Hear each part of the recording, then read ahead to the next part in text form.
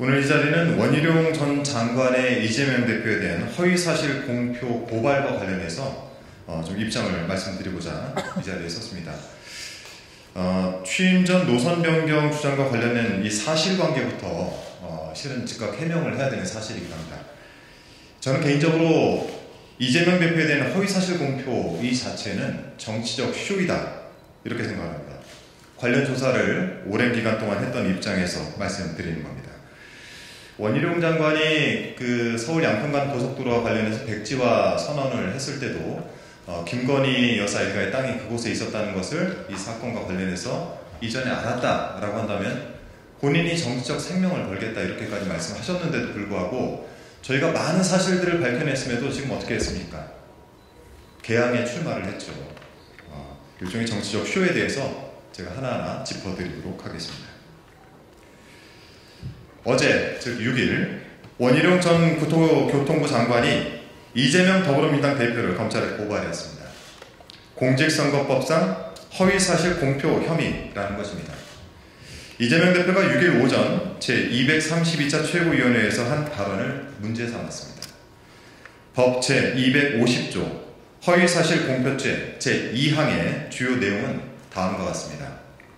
당선되지 못하게 할 목적으로 후보자에게 불리하도록 후보자 등에 관하여 허위사실을 공표한 경우 7년 이하의 징역 또는 500만 원 이상 3천만 원 이하의 벌금에 처하도록 되어 있습니다. 원희룡 전 장관이 이 고발이 과연 합당한 것인가 사안의 핵심인 허위사실 여부부터 짚어보도록 하겠습니다. 이재명 대표는 최고위원회에서 양평고속도로 잊어버렸습니까?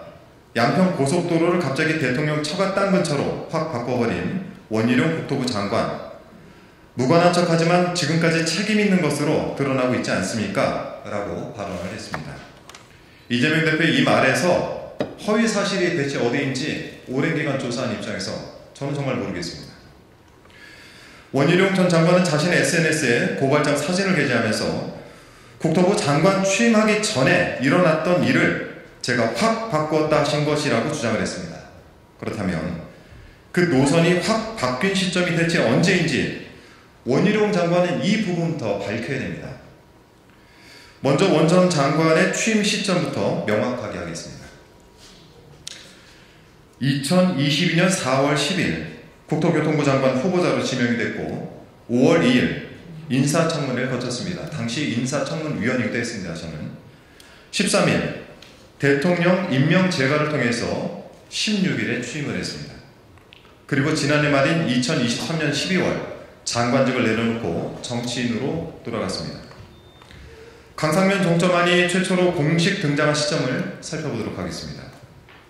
지난해 서울 양평고속도로 종점 변경 의혹이 불거지기 시작했을 당시 우리 의원실에서는 관련 문건을 최대한 검토해서 2008년 민자투자사업 제안 당시부터 2023년 7월 3일 전략환경영향평가 설명회가 취소되기까지의 이 경위를 시간 순서대로 정리를 하고 있습니다.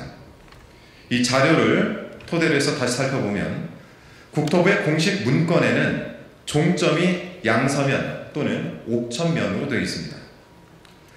그러다가 2023년 5월 8일 공고된 국토교통부 공고 제2023-525호 서울 양평고속도로 고속국도 건설사업 전략환경영향평가 항목 등의 결정 내용 공개라는 문서에서 종점이 강상면으로 갑작스럽게 등장을 했습니다.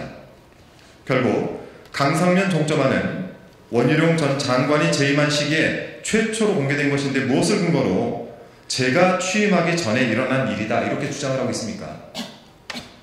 원희룡 전 장관이 취임한 시점은 2022년 5월 16일입니다. 본인도 기억을 하시겠죠? 원 전 장관이 재임 시기인 2022년 5월 27일 국토교통부는 전략환경영향평가 용역발주를 요청했고 그 공문에 첨부된 과업지시서의 과업 개요에 하남 감일동에서 양평 양서면으로 기종점이 적시되어 있습니다. 2022년 7월 18일 국토부가 각 지자체 등으로 발송한 노선계획안 검토 의견 1차 요청 공문 번호로 도로정책과 3840에도 사업계획상 종점은 양서면이었습니다. 만약 장관 취임 전에 종점안이 확 바뀌었다면 원전 장관의 임기 중에 시행된 수많은 공문서들에도 변경된 종점안이 명시되어 있어야 합니다. 앞서 언급한 전략환경 영향평가 과업지시서와 검토 의견 요청 공문 등 이런 내용에는 원전 장관이 취임한 이후에 시행된 공문임을 명확하게 말씀드립니다.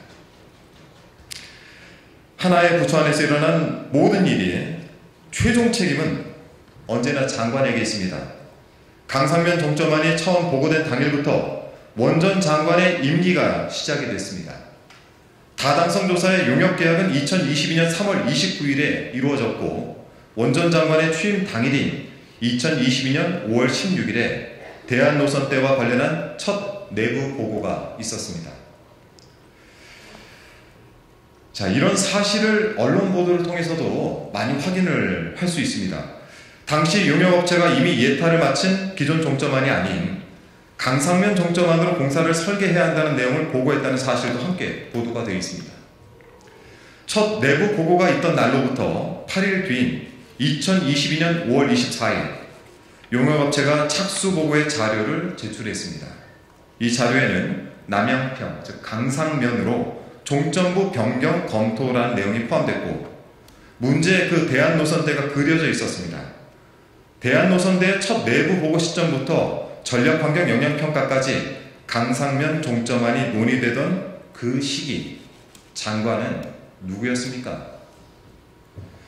노선 변경 논란이 불거지기 시작했던 당시 국토부는 종점이 변경된 시기가 양평군이 노선 계획안 검토 회신을 한 2020년 7월 26일 그 이후란 취지로 주장을 했었습니다.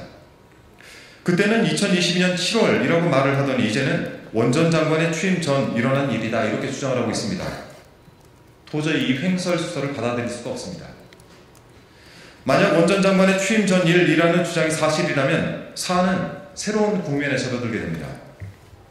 과연 누가 강상면 종점안을 관찰했는지 그 근거는 어디에 있는지 먼저 밝히기 시작을 해야 됩니다. 밝힐 수 있겠습니까? 지금까지 국회 국토위에서 현안 질의와 국정감사를 거치면서 밝혀낸 사실, 강상면 종점안이 확인되는 공식 문건은 2030 양평군 기본계획이고 이 기본계획은 김선교 전 의원이 양평 군수로 재임했던 2018년 3월에 발표된 것이라는 점입니다.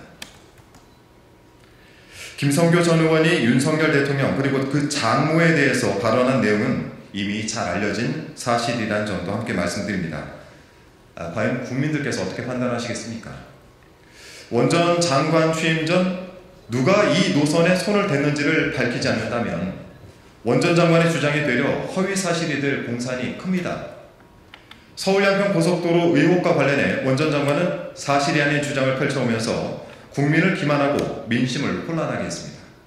단적인 예로 제가 보유하고 있던 월간 진도 보고서가 없다라고 주장을 하지 않았습니까? 허위 사실과 관련해 고발을 하고자 한다면 본인 스스로부터 자백을 하고 고발하는 것이 순서가 아닐까 싶습니다. 허위 사실 공표죄와 관련한 주장을 추가로 간단하게 짚어보겠습니다. 이재명 대표가 서울 양평고속도로 의혹을 언급한 것이 원전 장관이 후보자에게 불리해서 당선되지 못하게 할 목적을 띄었다라고 판단했나 봅니다. 만약 이 의혹이 원전 장관의 당락을 좌우한다면 국민께 송구한 마음으로 의혹을 속 시원하게 해소하지 못했다는 반성부터 하는 것이 옳지 않을까 싶습니다. 2022년 7월부터 지금까지 서울 양평고속도로 종점 변경 특혜 의혹을 두고 온 국민이 큰 상처를 받으셨다는 사실 절대 잊어서는 안 되겠습니다. 지난 대선 당시였던 2021년도에도 원전 장관이 이재명 대표를 고발하더니 제22대 총선 국면에서도 또 고발을 하고 나섰습니다. 이쯤 되면 정치적인 쇼이자 습관입니다. 이재명 대표에 대한 고발을 선거 전략으로 이용하겠다는 의도에서 나온 행동이 아니기만 바라보겠습니다. 정정당당히 민심의 심판을 받으시길 바라고요. 혹시 제 논평과 관련해서 반론이 있으시다면 언제든지 받겠습니다. 또한 토론을 원하신다면 언제든지 받겠습니다. 연락 기다리겠습니다.